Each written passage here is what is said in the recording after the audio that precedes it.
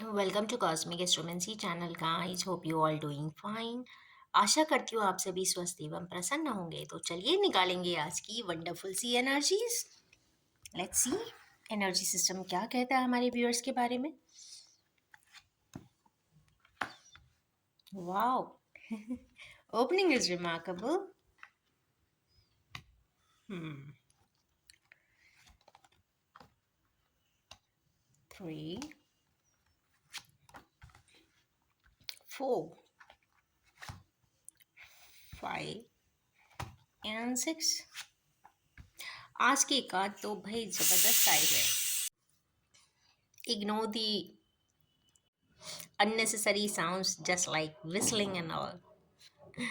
Okay, ace of cups का card आया है। तो एस ऑफ कप्स के आ जाने का मतलब है कि हमारे व्यूअर्स एक नया स्टेप तो डेफिनेटली उठाते हुए दिखाई दे रहे हैं। जो भी करना चाहते थे, इतने दिनों से मनन चल रहा था, मंथन चल रहा था, वो अपने पार्टनर से ज़रूर अपनी बात कहते हुए दिखाई दे रहे हैं। अब पार्टनर्स में कोई भी पार्टनर हो सकता है,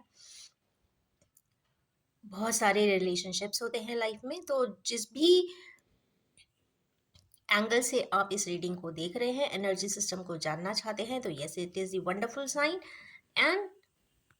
and my viewers can proceed ahead. आप ये भी देखेंगे कि नीचे पानी है, इंट्यूशन है, स्पेशल डिवाइन एनर्जीज हैं, डिवाइन की सपोर्ट है, और जो भी हो रहा है वो डिवाइन ऑर्डर में हो रहा है। तो that's why it is a wonderful step that my viewers are going to take in the next 24 hours mainly, या फिर इसको अगर ज़्यादा प्रोसीड अहेड होता है तो 48 आवर्स, दैट्स इट। तो यस, वंडरफुल साइन है हमारे किन्हीं व्यूअर्स के लिए। उसके चले देख लेते हैं किन के लिए है। एक तो क्लैरिफिकेशन बनती है। ओके, किन्हीं मेंबर्स किन्हीं मेंबर्स की जिनकी लाइफ के फेज एकदम से बदल जाने वाली है, ट्रांसफॉर्मेशन हो जाने वाला है, upside down, no no no, down side up हो जाने वाला है। ऐसे ही किन्हीं व्यूअर्स का नया स्टेप उनके लिए काफ़ी प्रोडक्टिव, ऑप्टिमिस्टिक एंड फ्लरिशिंग होने वाला है। नेक्स्ट देखते हैं, कार्ड आया है 4 ऑफ पेंटिकल्स का। तो यहाँ पे हमारे किन्हीं व्यूअर्स पेंटिकल्स को पकड़ के बैठे हैं। मीन्स जितना भी, मतलब आप ये देखेंगे कि दो पेंटिकल्स फीट के नीचे है, एक दिल के पास है और एक दिमाग में भी है। तो यस, अभी इनके पास जितने भी लोग हैं, जितना भी प्रोजेक्ट्स है, वो रखना चाहते हैं, और वो किसी भी हालत में अपने एसेट्स को, अपने रिलेशनशिप्स को, अपने पर्सन्स को, अपने पेरिफेरी को बिल्कुल भी जाने नहीं देना चाहते हैं। तो ये तो बात इसमें से क्लियर हो जाती है। तो बहुत अच्छी बात है कि हमारे व्यूअर्स अपने लोगों के लिए इतने इंटैक्टनेस महसूस करते हैं। तो चलिए निकालेंगे किन्हीं कार्ड्स को। ओके, यहाँ पे पास्ट लाइफ टाइज भी आ रहा है, 7 ऑफ कप्स है। पीछे की शैडो से हमारे किन्हीं व्यूअर्स कुछ दिखाई देते हुए दिख रहे हैं। तो शायद किसी पुराने पैटर्न्स की या पास्ट लाइफ रिलेटेड कोई भी रिलेशनशिप ऐसा ज़रूर है इनकी लाइफ में जिनको वो इंटैक्ट रखना चाहते हैं। इसके पास आई है सन की एनर्जीज। तो सन की एनर्जीज यहाँ पे happiness, vitality, Triumph, Joy, success, lineage, generation सबको बताती है। मींस ये कार्ड आ जाने से पूरी रीडिंग अबंडेंट हो गई है। आज की रीडिंग करते हुए मुझे बहुत खुशी भी हो रही है, क्योंकि जितने भी कार्ड्स आए हैं उसमें येलो कलर काफ़ी प्रोमिनेंस आया है। मींस येलो कलर का अबंडेंस यहाँ पे प्रोमिनेंटली दिख रहा है। इसका मतलब है कि ट्रांसफॉर्मेशन है, विजडम है। विजडम ऐसे ही नहीं आता, इंटेलिजेंस इंसान में ज़रूर होती है, बट यस, विजडम सिर्फ एक्सपीरियंसेस से ही आता है। तो हमारे किन्हीं व्यूअर्स को विजडम आया है और उसके बेसिस पे वो ट्रांसफॉर्मेशन करने की कोशिश भी करने वाले हैं और आगे की तरफ बढ़ने वाले हैं। तो सन की एनर्जीज यहाँ पे वंडरफुली पूरी रीडिंग को बेस्ट आउटकम में कन्वर्ट कर रहे हैं। और यस, यहाँ पे जो क्लैरिफिकेशन कार्ड आया है, ये सन उनके लिए आया है जो पिछले किन्हीं समय में काफ़ी मेलाकोलिया या डिप्रेशन से जूझ रहे थे, पुरानी बातों को सोच रहे थे, थॉट प्रोसेस कर रहे थे। वो जिन मैटर्स को लेकर प्रोसेस कर रहे हैं, वहाँ पे इनको 100% ट्रायम्फ ज़रूर है।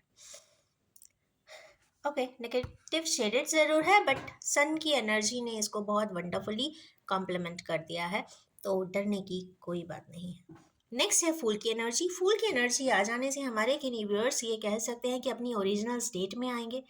हाँ, ओरिजिनल स्टेट से मतलब है कि अपने ज़ीरो के एंगल पे आकर एक नए सिरे से किसी भी स्टेप को सेलेक्ट करना, या फिर अपनी इनिशियल या फिर ज़ीरो की स्थिति में आकर सारे ही सिचुएशंस को जानना, समझना, प्रोसेस करना, उसके बाद उस पर डिसीजन करना, कुछ इस तरीके की फूल की एनर्जी यहाँ पे ज़रूर दिखाई दे रही है। सन का रेडियंस इसमें भी दिखता है, तो इसका मतलब है कि सोलर बॉडीज, डिवाइन बॉडीज इनको काफ़ी एक्सप्लोरेशन में सपोर्ट करने वाली हैं। नया स्टेप ये उठा चुके हैं, मेरे ख्याल से आज के दिन या नेक्स्ट 24 आवर्स में ये ऐसा कोई एक स्टेप ज़रूर उठाते हुए दिख रहे हैं जो इनके लिए काफ़ी लाइफ चेंजिंग इवेंट होगा, और काफ़ी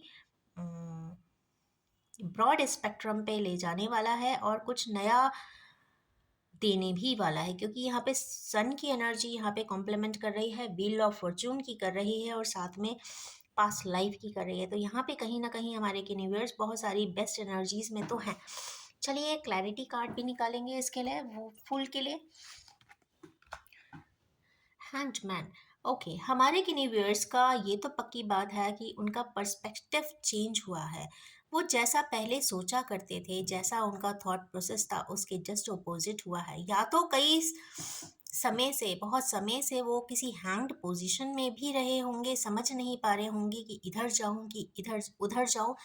इधर और उधर के कंडीशन में वो कहता है ना, पेंडुलम की तरह टू एंड फ्रो मूवमेंट कर रहे थे, ऑसिलेशंस दे रहे थे। But the thing is this, oscillatory movement में इंसान कभी भी समझ नहीं पाता, क्योंकि वो ऑसिलेट ही करता रहता है, और ऑसिलेशंस कभी भी विचारों को एक्शन में कन्वर्ट नहीं करते। और अगर एक्शन ही ऑसिलेटिंग हो तो फिर डेफिनेटली वो स्टेबिलिटी हो ही नहीं सकती। ये किसी भी फ्रंट की बात हो सकती है। अगर बिजनेस में भी अगर आप स्विच ओवर करेंगे, आज मैं ये वाला प्रोजेक्ट कर लेता हूँ, सेकेंड डे दूसरा, तो पॉसिबल ही नहीं है कि वो चलेगा। सिमिलरली रिलेशनशिप में भी अगर ऐसा करते हैं कि आज इधर जाऊं कि इधर जाऊं, मतलब एक तरीके का पेंडुलम की स्थिति जब बनती है, तो राइटफुली गाइडवे शायद डिवाइन ने ही दिया है। गाइडवे हमेशा डिवाइन ही देते हैं, और हमारे किनिवियर्स इसीलिए हैंग्ड मैन की पोजीशन में है। नेपच्यून की एक्सट्रीम एनर्जीज हैं, और जब नेपच्यून की एनर्जीज आती हैं तो यस, कहीं ना कहीं सोच में बहुत बड़ा बदलाव आता है। इमोशंस में वो थोड़े से इन्वॉल्व भी होते हैं। वो काफ़ी रेडिकल जिस तरीके से चलते हुए आए होते हैं, उसमें थोड़ी सी गिरावट भी आती है, और वो काफ़ी इमोशनल होकर, सेंसिबल होकर हर रिश्तों के बारे में सोचते हैं, समझते हैं, और आगे की तरफ बढ़ते भी हैं।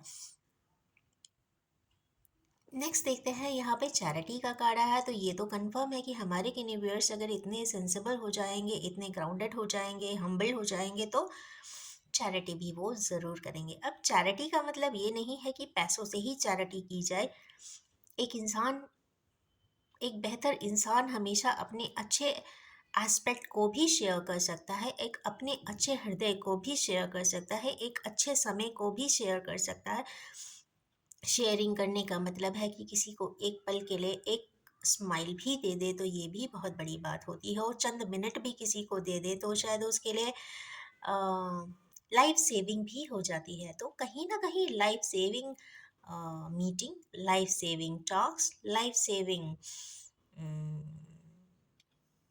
स्माइल एंड अपनापन, कई बार ऐसा देखा जाता है कि हम हमारे किन्हीं व्यूअर्स या पर्सन्स अपनी लाइफ में सेक्रीफाइसेस करते हैं।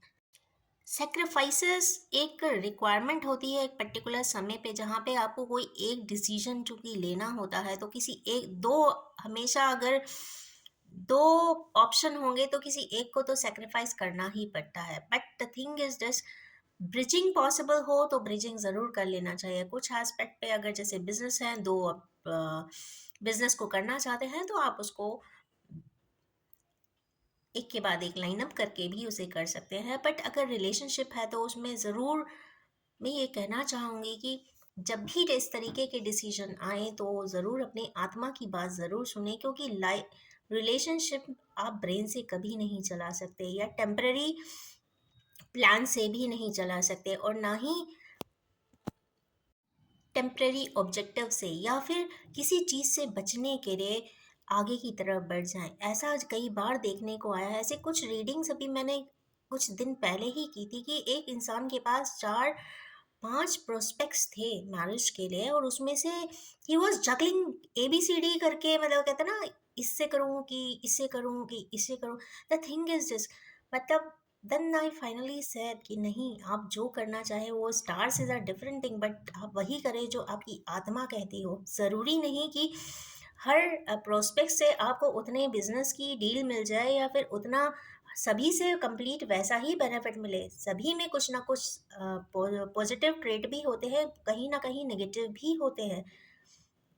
पर रिलेशनशिप में हमेशा या प्रोस्पेक्ट सेलेक्ट करते वक्त हमेशा उस पे तवज्जो दें जिस पे आपकी आत्मा कहे, क्योंकि जो patterns of negative and positive trait इंसान की ज़िंदगी में आते हैं, ये आपके सिलेक्शन पे नहीं आते, ये आपके पास्ट लाइफ कर्मास के बेसिस पे आते हैं कि आपको किस पर्सन के साथ ज़िंदगी गुजारनी होगी, या फिर किसके साथ आपको कॉम्प्रोमाइज़ करने होंगे, या फिर कौन आपके लिए सोल सूथिंग है। जनरली जो लॉन्ग टर्म रिलेशनशिप्स चलते भी हैं उन्हीं लोगों के बहुत अच्छे देखने को मिलते हैं जिनकी सोल सूदिंग रिलेशनशिप रहती है, आत्मा से बंधे हुए होते हैं, एक दूसरे का मान सम्मान करते हैं, एक दूसरे की भावनाओं की जो लोग कदर करते हैं, और यस, एक दूसरे के लिए समर्पित रहते हैं। तो यस, ये एक चैरिटी एक वर्ड ही नहीं है, यहाँ पे एक लिब्रा की एनर्जी है। तो यस, जो भी करे एक बैलेंस में आने के लिए करे। तो ये कुछ इस प्रकार की एनर्जीज भी हमारे किन्हीं व्यूअर्स के पास है। चलिए देखते हैं एक और क्लैरिफाइंग कार्ड। ओके, ये चैरिटी के क्वीन ऑफ कप्स की एनर्जीज यहाँ पे आई है। एक ऐसे पर्सन ज़रूर है हमारे व्यूअर्स जो काफ़ी क्वीन ऑफ कप की एनर्जी में है, काफ़ी गिविंग नेचर है, या गिविंग नेचर ना भी होगा तो यहाँ पे बैलेंसिंग ज़रूर है इनकी लाइफ में, कहीं कुछ बैलेंस ज़रूर करते हुए दिखाई देते हैं, और नहीं किया है तो आगे करेंगे। कुछ इस तरीके की एनर्जी हो, काफ़ी लविंग एंड अफेक्शनेट है। Of course queen of cups है तो इस पे कुछ और बोलने का बनता ही नहीं है, क्योंकि love and affection is about all and every aspect of life. Next is strength. Strength का कार्ड आ जाने से यहाँ पे लियो की एनर्जीज आ गई है। तो यस, लियो के लिए मैं ज़रूर कहना चाहूँगी कि ये टाइम थोड़ा सा क्रिटिकल चल रहा है। जगल लाइफ में बहुत होगी, और जब बहुत शांत रहते हैं लियोस में, जनरली देखा है कि वो काफ़ी हद तक शांत रहते हैं, अपनी भावनाओं को दबा देते हैं, मुस्कुरा कर अपनी बात को टाल जाते हैं। पर जितना टालेंगे, जितना हैंग करेंगे, वो चीज़ उतनी ही कॉम्प्लेक्स होकर वापस से आती है। अगर किस्मत में होती है तो, किस्मत की होती है या डेस्टिन्ड टास्क होता है तो ज़रूर रिवर्ट होकर आजू बाजू में आज नहीं तो कल पहुंच ही जाता है। तो उनके लिए कुछ स्ट्रेंथ में आने के लिए शायद ये एक एनर्जी आई है, तो उनको स्ट्रेंथ की इस वक्त ज़रूरत है। ऐसे किसी पर्सन जो भी उनके अच्छे पार्टनर होंगे, जो अच्छे फ्रेंड होंगे, वो ज़रूर उनको सपोर्ट करते हुए यहाँ पे दिखाई देंगे। बट वाइसली देखने की ज़रूरत है कि मोटिव क्या है सपोर्ट करने का, क्योंकि लियोज में मैंने जनरली देखा है कि बहुत रेयरेस्ट ऑफ रेयर होते हैं जो उनको सही मायने में सही डिसीजन में सपोर्ट करते हैं, सही मायने में उन्हें रेडिकली एस्पेक्ट्स बताते हैं।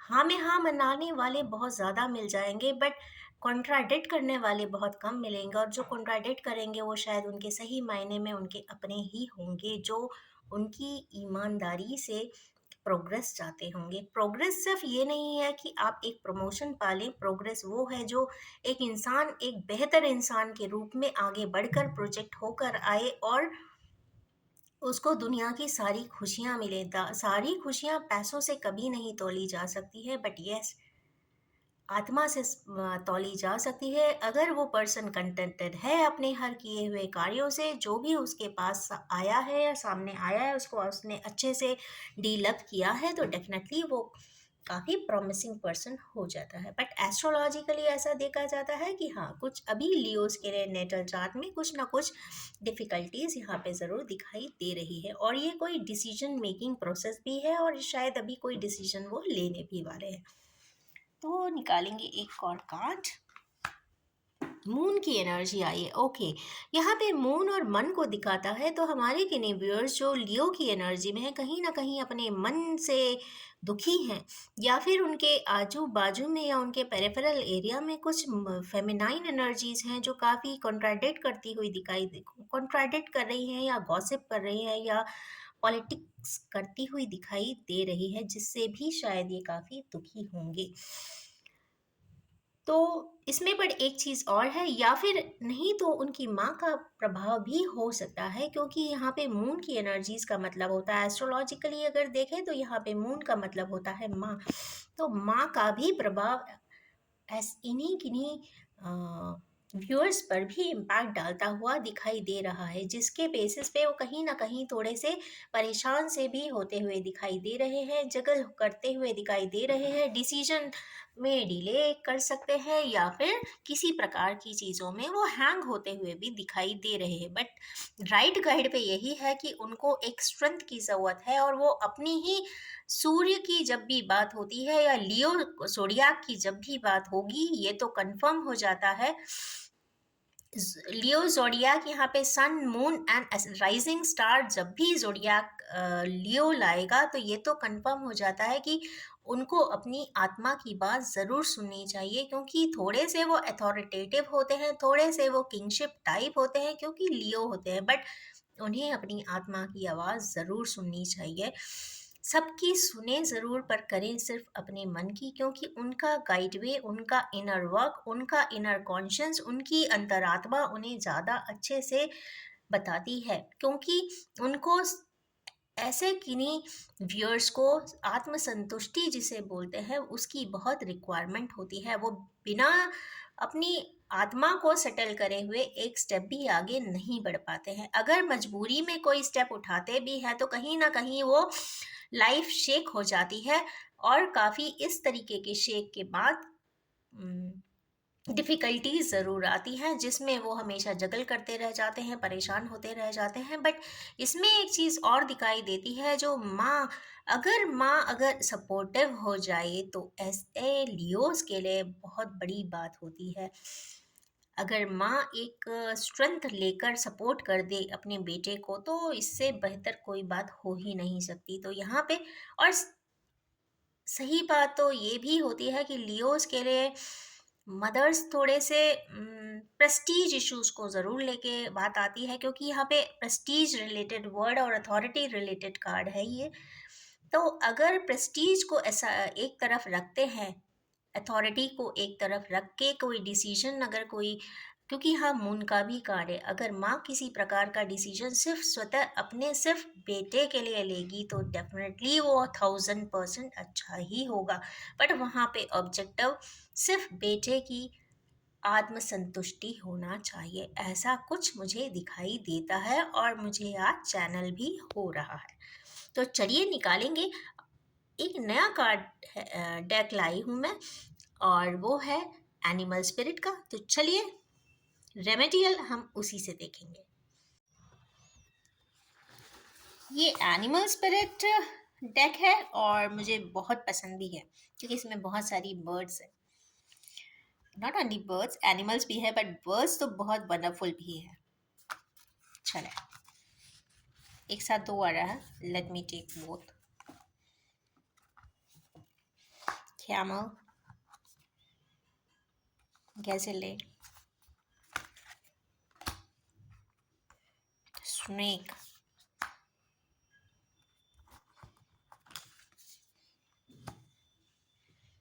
चीता, वाओ,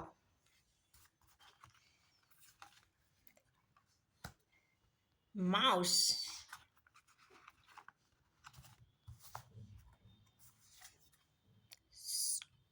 स्टिंग्रे। चलिए अब इसको क्लियर करते हैं।